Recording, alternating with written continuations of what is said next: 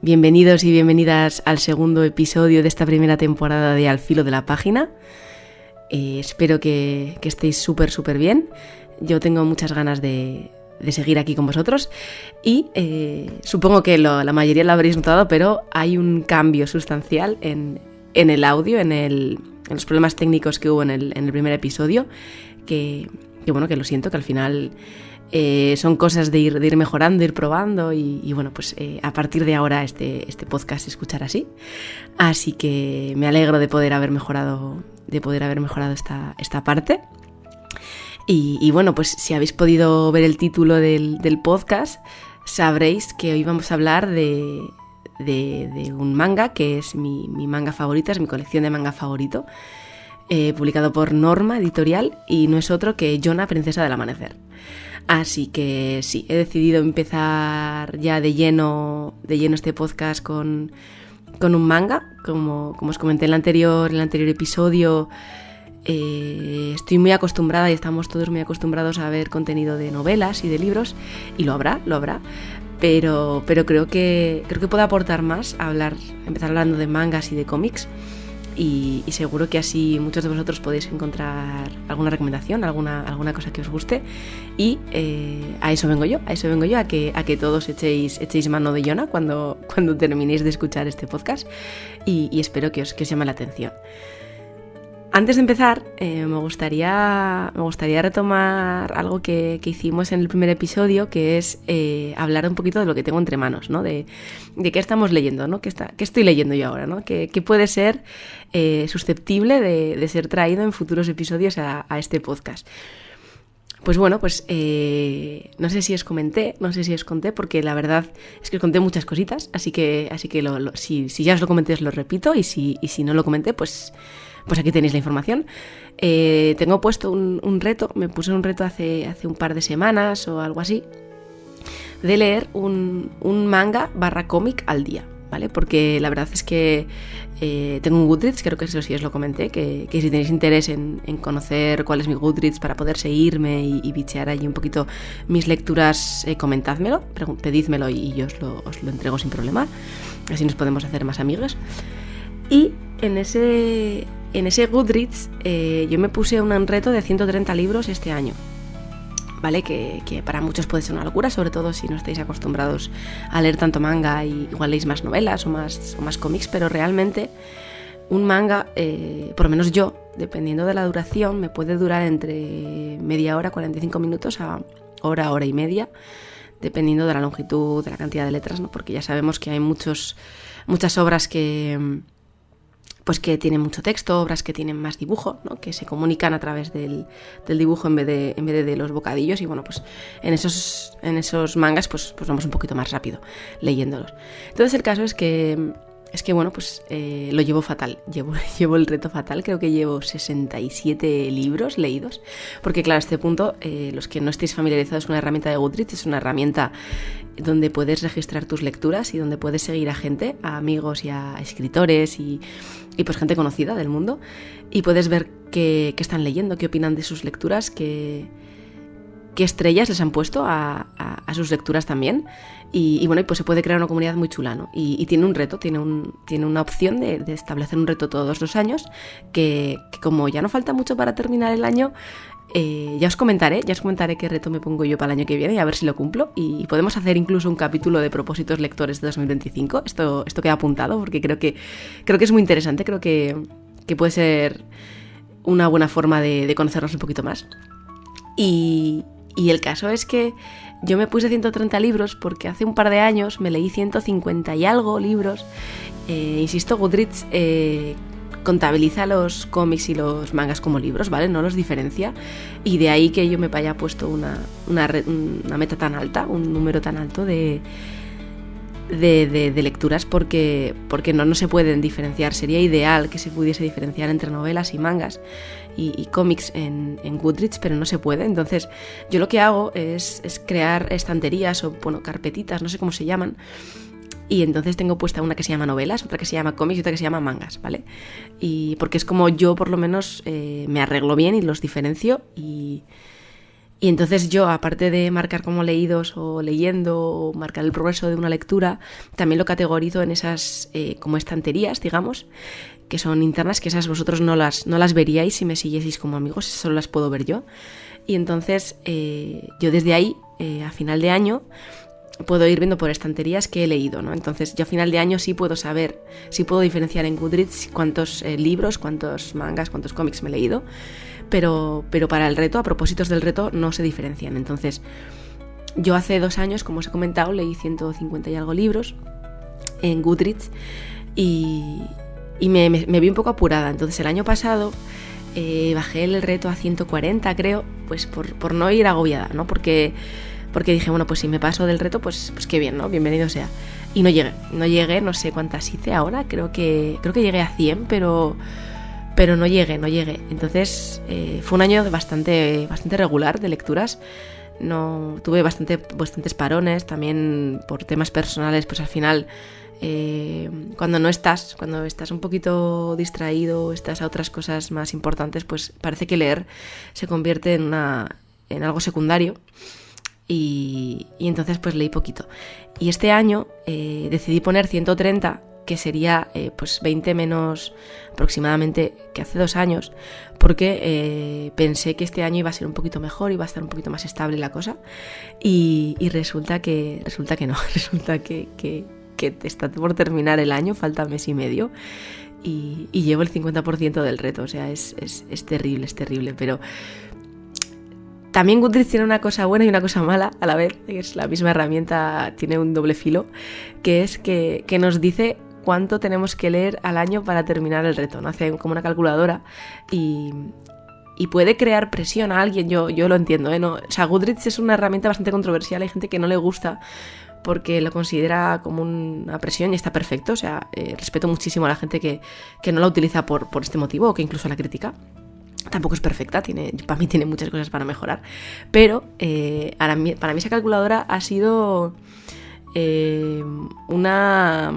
digamos, un baremo que ha hecho que yo piense en que realmente necesito leer un manga al día, no por el reto, porque al final, pues ya os digo, el año pasado no lo cumplí y no fue a ningún sitio, o sea, nos dio exactamente igual a todos, pero porque sí debería dedicarle tiempo a leer, debería hacer un pequeño esfuerzo por leer, no por el reto, no por terminarme mi pila de lecturas, mi TBR, sino porque debería leer más, debería leer porque lo disfruto, porque me sienta bien y porque en la lectura encuentro un espacio seguro en el que poder refugiarme a veces y porque a veces al final del día el tiempo que no le paso dedicando a la lectura y que es tiempo perdido, se lo paso dedicando, o sea, se lo dedico al móvil y a redes sociales, a scroll y no está bien. Y yo sé que no está bien y también como método de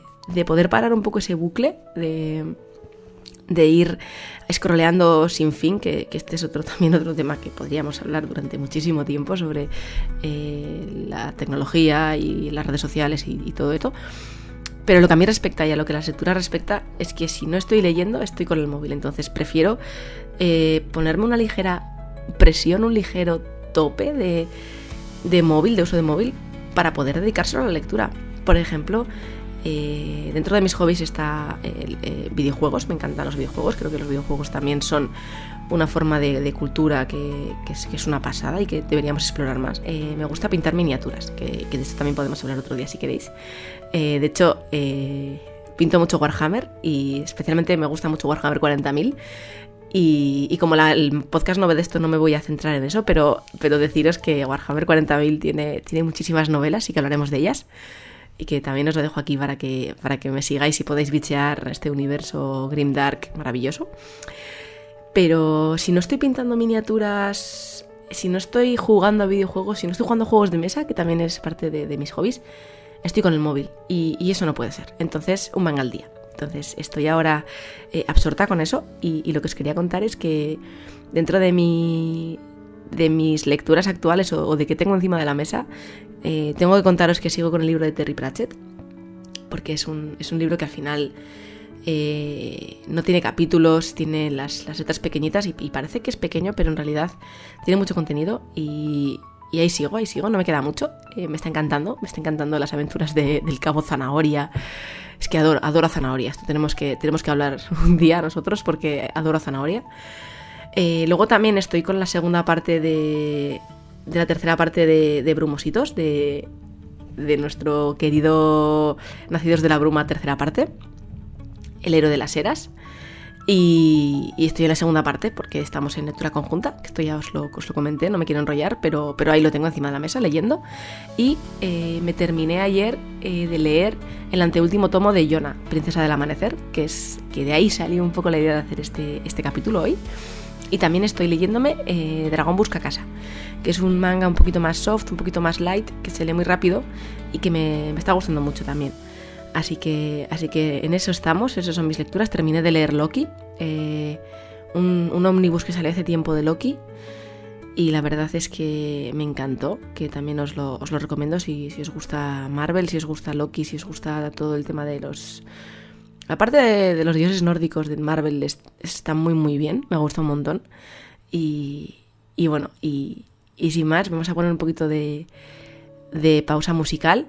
Y empezamos con Yona, Princesa del Amanecer, y por qué os tenéis que leer este manga si realmente os gusta leer manga. Así que nada, una pausita y empezamos.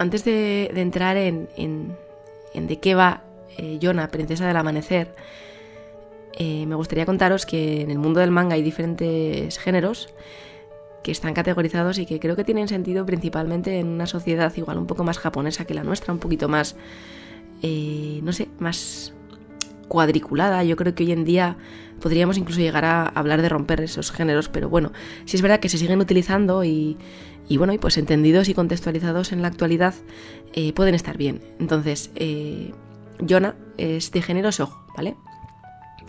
Quizá muchos ya lo sabréis, pero igual hay otros que no lo sabéis, así que no me voy a parar mucho a hablar del shoujo porque tampoco considero que sea muy relevante. Creo que es más importante la obra como tal y ver si la historia, si los personajes nos pueden llegar a encajar.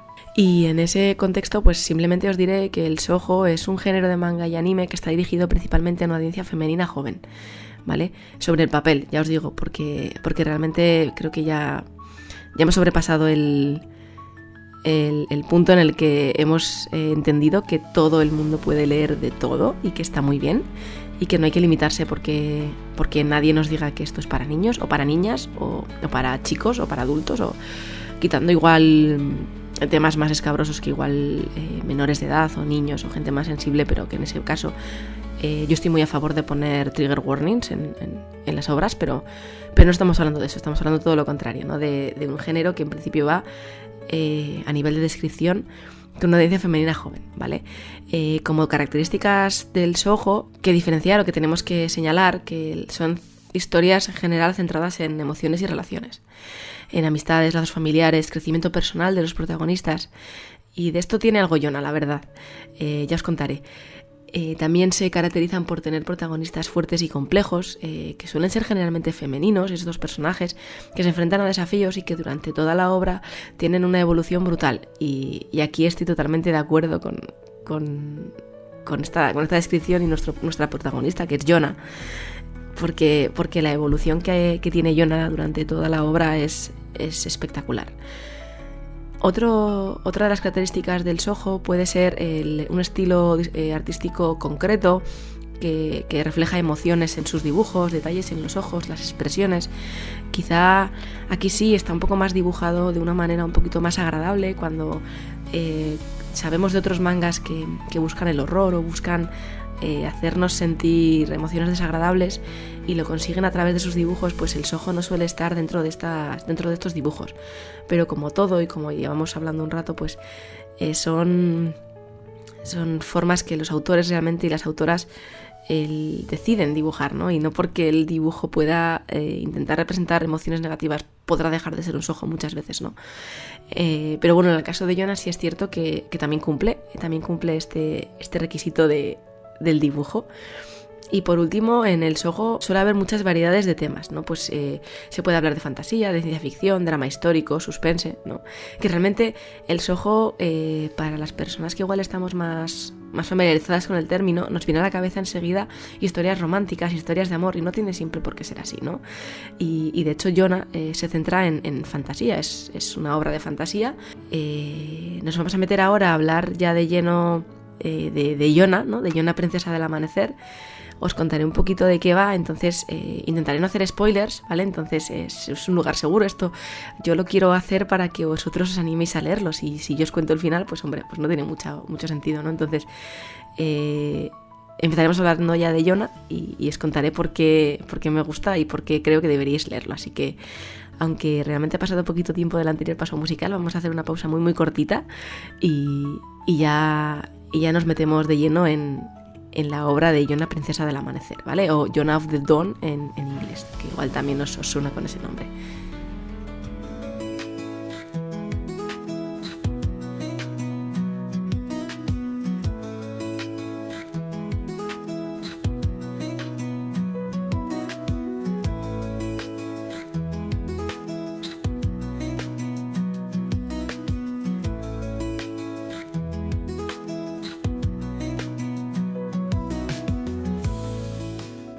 Yona, princesa del amanecer, o Yona of the Dawn, es un manga que se empezó a escribir en Japón hace más de 15 años ya.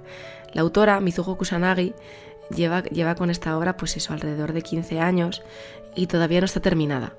Ahora mismo estamos por el tomo 41 en España, traducido por Norma Editorial, como he comentado anteriormente, y en Japón hay 3 tomos más. Nos vamos hasta el 44, que están todavía sin traducir.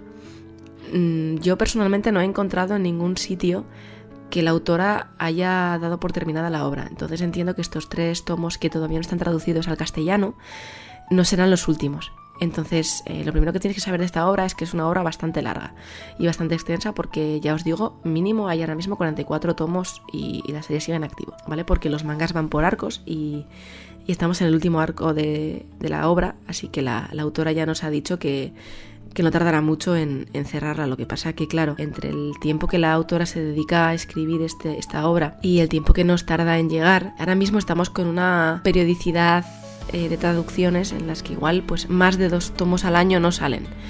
Salió recientemente el 41, hace muy muy poquito, y entonces puede que a nosotras, a los y a las lectoras que lo leemos en castellano, se nos alargue otros 3 o 4 años más, no lo descarto. No soy muy optimista al respecto de que podamos descubrir pronto el final de esta obra, pero en cualquier caso no será por la largura de tomos, sino por la periodicidad en la traducción, que yo entiendo que es un tema espinoso y que hay que hacerlo bien, y yo creo que está muy bien hecho. Pero ahora vamos a lo importante. ¿De qué trata Yona, princesa del amanecer? Yona es una joven princesa a la que conocemos en su castillo, que está muy sobreprotegida por su padre, que es el rey del reino, ¿vale? Es el reino de Koka.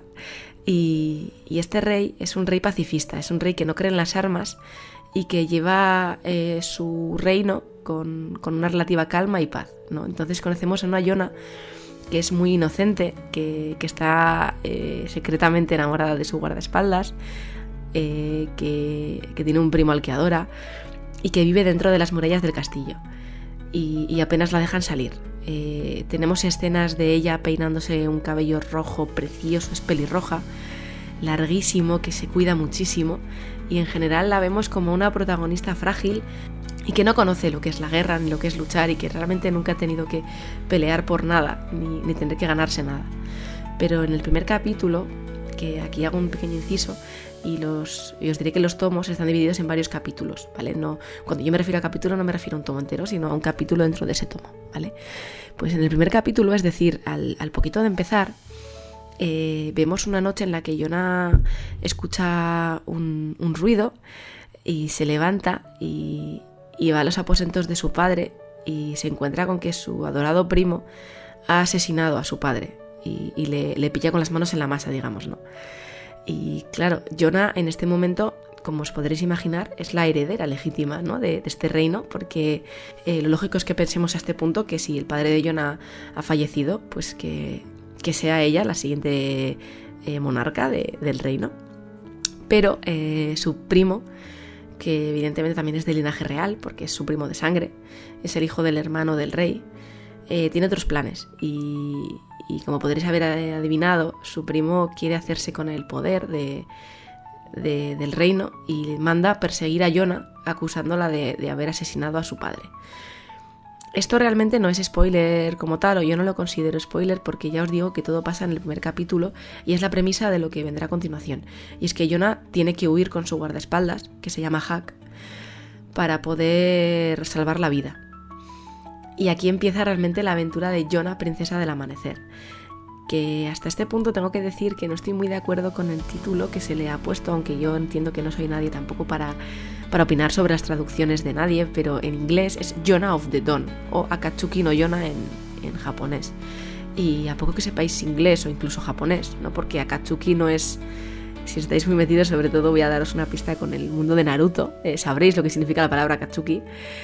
Pero sí, efectivamente, el nombre original es Jonah del amanecer. La palabra princesa es un añadido que se le ha dado a la traducción en castellano y lo entiendo, pero no me gusta. Y no me gusta porque creo que no representa lo que es Jonah, porque efectivamente en muy poquito tiempo Jonah se deshace de las ataduras de ser una princesita y de ser una princesa que está destinada a gobernar y que lo sabe, a convertirse en una guerrera. Y yo le llamaría Jonah guerrera del amanecer, sinceramente, aunque fuese un poquito spoiler en un momento dado. Pues Jonah en este viaje que hace huyendo de los guardias de su primo, el que se ha coronado como rey del reino, descubre un montón de gente, conoce un montón de amigos y se va haciendo cada vez más fuerte. Hay un punto en la novela que está muy cerca del principio en el que Jonah, para simbolizar su cambio, hace una cosa que lo vemos mucho en las obras japonesas, que es cortarse el pelo. Y aquí se lo corta. Entonces esa cabellera roja, intensa, pues se la corta y se convierte en otra persona, ¿no? Que es una persona que tiene mucha más manejabilidad, mucha más astucia y mucho más ganas de sobrevivir que la Jonah que estaba presa en el castillo. Poco a poco vamos haciendo un grupito cada vez más grande, ¿no? En el que solo al principio eran Jonah y Huck, luego se van uniendo otros personajes que nos resultarán súper interesantes y nos encantarán, la verdad. Y resulta que Jonah va descubriendo, junto con el lector, una profecía, una historia, ¿no?, que se contaba antaño, y es que el rey de Koka, o el monarca del reino, contaba con la bendición de los 4 dragones, ¿vale? Que son el dragón blanco, el verde, el azul y el amarillo. Y se dice que los dragones nacieron para proteger al rey y para proteger al reino. Y esos dragones llevan años sin aparecer, llevan años sin conocerse. Y Jonah, ni corta ni perezosa, se embarca en la aventura de encontrarlos y de descubrirlos. Y vaya que sí se encuentra con diferentes realidades.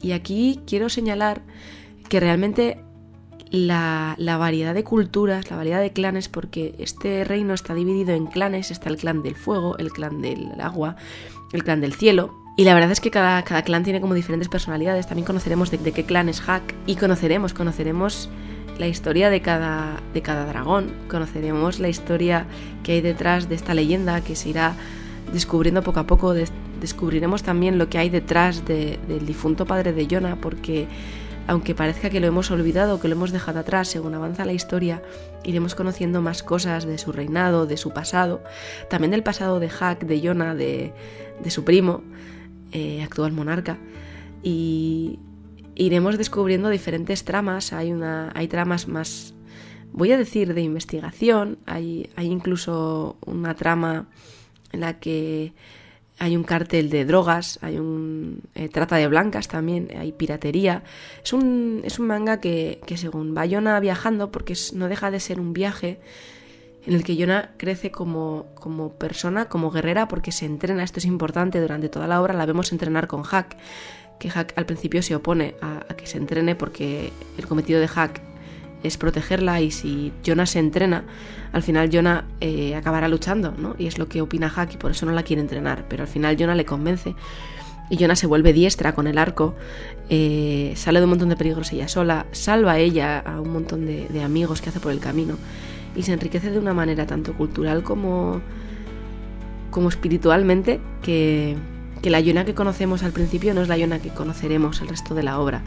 Es una mujer muy fuerte, muy sagaz, muy valiente sobre todo, que es capaz de rechazar todo por los demás y de sacrificarse por el resto. Lo hace mucho esto. Descubrimos cómo realmente esa profecía quizá tenía más de verdad de lo que parecía al principio, y luego conoceremos también, hay muchas batallas diferentes, hay muchas guerras que se dan y en las que Yona participa de manera directa o indirecta, y están narradas con un montón de violencia, de crueldad, pero a la vez la autora no nos quiere transmitir esa violencia, ¿no? Simplemente quiere transmitirnos el sufrimiento de los personajes, porque, bueno, no hace falta que nos lo digan los mangas, ¿no? Todos sabemos que por desgracia, las guerras y las batallas y los conflictos bélicos pues traen mucho sufrimiento a los protagonistas y a los participantes, y en este caso no es diferente.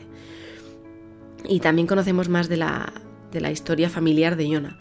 Entonces, como no quiero hacer tampoco spoilers concretos, o no quiero contar cosas concretas de la trama, más allá de lo que ya he contado, os diré que el manga que os encontraréis al principio no será el manga con el que terminaréis.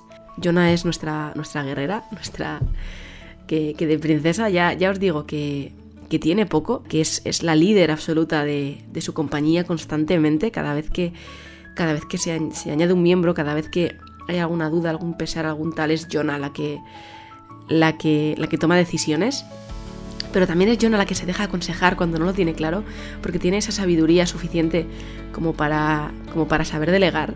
Y tú durante toda la obra lo único que estás pensando es: madre mía, qué buena monarca serías, qué buena reina serías. Y además no necesitas a nadie, eres completamente independiente y eres fuerte y valiente, y no eres como tu padre, que en algún momento se le acusó de pusilánime, de no querer enfrentarse a sus problemas, y de hecho de eso mucho sabremos cuando vayamos descubriendo más la historia de Yona, según avancen los tomos. Así que en general es una obra que es muy larga, que creo que es exigente a día de hoy porque son muchas páginas, son muchos tomos, pero que te devuelve multiplicado por 100 el esfuerzo que tú le vas a poner, porque cada tomo descubrirás que una nueva capacidad, una nueva forma de autosuperación, y Yona creo que es un ejemplo de personaje en el que todas nos tendríamos que sentir un poquito representadas al menos, o inspiradas, para poder avanzar y ser mejores, porque Yona ha sufrido mucho. Yona pues desde el inicio en el que ve el asesinato de su padre hasta que luego vamos conociendo su historia personal y su presente, porque durante las páginas la veremos sufrir un montón, y nunca se va a rendir, nunca va a quejarse, nunca va a poner como excusa que esto no le tiene que pasar, y yo creo que Yona es uno de esos personajes que se quedarán para siempre en mi corazón, y os recomiendo muchísimo darle la oportunidad si realmente estáis buscando una obra un poquito larga, un poquito que os llene o que os haga conectar, porque también hay esa variante en los mangas que a mí me encanta, por otra parte, que es la de que son mangas de entretenimiento, pues como la que os he dicho antes del dragón, de Dragón Busca Casa, pues esta no es de esas. Y si realmente estáis buscando una así, Yona, Princesa del Amanecer, os lo va a dar todo. Luego también en las ediciones de Norma tengo que recalcar que vienen con un montón de extras. Que esas ya no sé hasta qué punto, porque eran ediciones limitadas en su día, y no sé hasta qué punto podréis encontrar si realmente os interesan y no las tenéis, pero tuvimos un fanbook, hemos tenido postales, hemos tenido cuadernos de bocetos de la autora, de Mizuho Kusanagi, que por cierto, en este punto, si tenéis Twitter, os recomiendo que la sigáis porque tiene ella Twitter y sube un montón de ilustraciones conceptuales de los protagonistas y de los personajes, y yo he tenido durante mucho tiempo fondos de pantalla de Yona y muchos han sido directamente sus ilustraciones porque son una belleza y las sube ahí pues de forma gratuita para que todos los usuarios podamos disfrutar de ellas, y os recomiendo que les echéis un vistazo porque son preciosas las ilustraciones.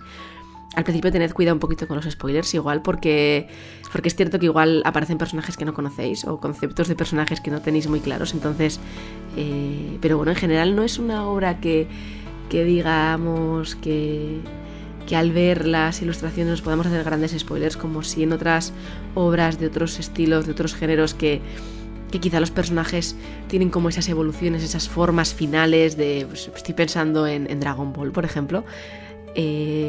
Este no es ese tipo de manga, entonces realmente sí tengo que decir que si habéis conocido un personaje y más o menos sabéis un poquito ya de su historia, pues probablemente ninguna ilustración os haga spoiler de nada. Así que por esa parte podéis estar tranquilos. Y tengo muchas ganas de que acabe Yona, de que le demos final, no por terminar, no por dejar de leerlo, sino por poder decir que mi obra favorita está completa. Y creo que es algo que tengo muchas ganas de hacer. Que si vosotros tenéis la suerte de tener esa obra favorita que está completa ya y que la tenéis en vuestras estanterías y que la tenéis en ese lugar especial, creo que podréis entender las ganas que puedo llegar a tener de poder hacer eso. Así que este ha sido mi resumen de Yona.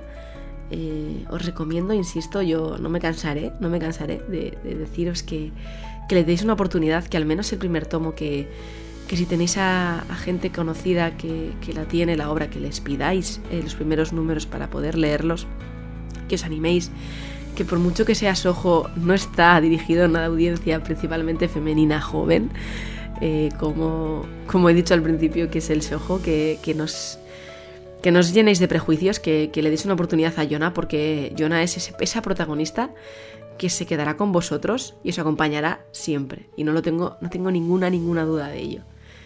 Así que vamos a hacer una pausita musical y ya cerramos este segundo capítulo del podcast, que espero que os haya gustado. Así que nada, pausita musical y terminamos.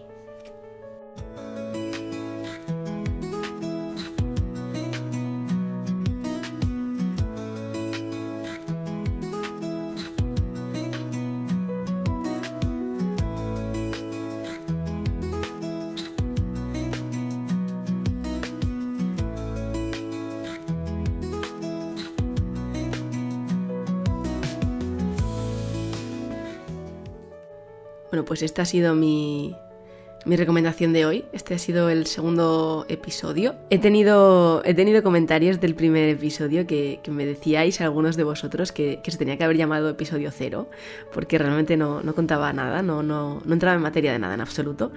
Y creo que tenéis razón, creo que habéis dado en el clavo. Lo que pasa es que ya no lo voy a cambiar, lo vamos a dejar así, pero que sepáis que vuestras aportaciones han sido escuchadas y que me hacéis reflexionar y cambiar de opinión, porque como bien os dije en el episodio anterior, esto será un poco flexible, un poco móvil, y que vosotros y vosotras vais a aportarle un montón al podcast, que ya lo estáis haciendo de hecho y solo llevamos un episodio. Así que este episodio 2, que podría ser un poco 1, se ha centrado en Yona, se ha centrado en mi manga favorito. Creo que era un poco mi objetivo, era empezar a transmitiros esa pasión que tengo por la lectura. También hablaremos de obras que que a mí no me han encantado, y despotricaremos de ellas y les sacaremos los colores, pero creo que de momento estos primeros episodios se tienen que centrar en la parte bonita de leer, en la parte más emocional que más me gusta a mí, más el motivo, porque realmente nadie lee para descubrir malas obras, ¿no? Entonces tendréis recomendaciones buenas y malas por mi parte, pero creo que es momento ahora de hablar de las cosas que realmente nos remueven por dentro. Y a mí Yona, Princesa del Amanecer, es una de esas obras que me remueve por dentro y me hace sentir un montón de cosas, y me gustaría que todos la leyeseis y que la descubrieseis junto conmigo, y hablar más de ella con la gente. O sea que si alguno de vosotros la lleva al día, la habéis leído o estáis a medias, por favor contadme, porque quiero hablar con vosotros, quiero debatir, quiero ver qué opináis, quiero saber cuáles son vuestros personajes favoritos, quiero saber qué personaje os saca de quicio, qué momento, qué escena dirías, Jonah, amiga, date cuenta, ¿no? Que también las tiene, porque Jonah es muy humana y también comete errores, pero es increíble. Entonces estoy muy contenta de cómo ha salido este segundo episodio, porque creo que hemos dado en el clavo con la temática, que es ese manga que tenéis que leeros sí o sí. Así que tanto si no sois muy asiduos al mundo del manga como si sí, espero que os haya resultado interesante. Espero que hayáis encontrado vuestra siguiente lectura en Jonah, o vuestras ganas de seguirla si realmente la teníais a medias, porque entiendo que es exigente, que son muchos tomos. Así que no me voy a enrollar mucho más en esta despedida. Estoy muy muy contenta con la acogida que tuvo el primer episodio. Espero que sigamos así, espero que os vaya gustando. Si, como he dicho al principio, si hay algo que veis que podéis decirme tanto para mejorar como que os gustaría, como temas que podemos tratar, no tengáis ningún tipo de vergüenza, por favor, decídmelo. Formad parte de esto, que es lo que llevo diciendo desde el principio. Quiero que vosotros forméis parte de este podcast, que se adapte a lo que a vosotros también os gusta, porque al final esto también es un poco para vosotros. O sea, es por una parte para mí, por otra parte para vosotros. Así que larga vida Mizuho Kusanagi, larga vida Jonah, y nos veremos muy prontito, aunque ya no me atrevo a decir cuándo será ese prontito, pero estoy segura de que será enseguida, y nos veremos con otra gran obra, seguro, y espero que sigáis leyendo hasta entonces, así que nos vemos.